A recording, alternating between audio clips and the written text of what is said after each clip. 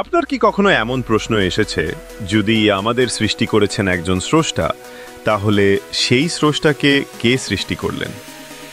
আজ আমরা সেই গভীর রহস্য নিয়ে চিন্তা করব।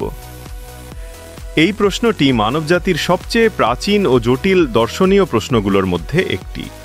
ধর্ম, বিজ্ঞান ও দর্শন এই বিষয়ে ভিন্ন ভিন্ন ব্যাখ্যা দিয়েছে। 1. ধর্মীয় দৃষ্টিকোণ। অনেক ধর্ম বিশ্বাস করে স্রষ্টা চিরকাল থেকে অস্তিত্বশীল, অর্থাৎ স্রষ্টা সৃষ্টির বাইরে, সে কখনো সৃষ্টি হয়নি। যেমন ইসলাম, খ্রিস্টান ধর্ম ও হিন্দু ধর্মের কিছু শাখা মনে করে স্রষ্টা বা ঈশ্বর হলেন অনন্ত ও অপ্রকাশ্য, যিনি সময় ও স্থানকে সৃষ্টি করেছেন, তাই তার কোনো স্রষ্টা নেই। 2. দর্শন ও যৌক্তিক চিন্তা।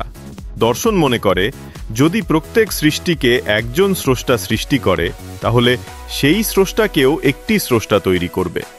এটি একটি অনন্ত চক্রের মতো। তাই কিছু দর্শনশাস্ত্রী যুক্তি দেন যে অবশ্যই কোনো এক বিন্দুতে একটি অপরিচিত বা অসীম সত্তা থাকতে হবে, যিনি নিজে সৃষ্ট নয়। 3. বৈজ্ঞানিক দৃষ্টিকোণ। বিজ্ঞান মূলত প্রমাণ ও পর্যবেক্ষণের উপর নির্ভর করে। বিজ্ঞান সৃষ্টি এবং কারণ নিয়ে প্রশ্ন করে, কিন্তু স্রষ্টার ধারণা বৈজ্ঞানিক পরীক্ষার বাইরে থাকে। তবে কিছু তত্ত্ব, যেমন বিগ ব্যাং ধারণা, চেষ্টা করে বলে দিতে যে আমাদের বিশ্ব কিভাবে শুরু হয়েছিল, কিন্তু সেই প্রথম কারণ প্রশ্নকে সম্পূর্ণভাবে ব্যাখ্যা করতে পারে না। 4. দার্শনিক ধ্যান।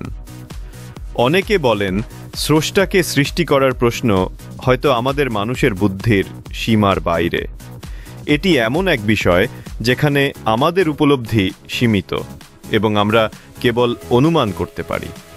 যদি সত্যিই কেউ আমাদের সৃষ্টি করেন, তাহলে সেই স্রষ্টার সৃষ্টি প্রশ্ন চিরকালই রহস্যই থাকবে। হয়তো এটি আমাদের জীবনের সবচেয়ে বড় দর্শনীয় প্রশ্ন, এক প্রশ্ন যার উত্তর হয়তো কখনো জানা সম্ভব নয়।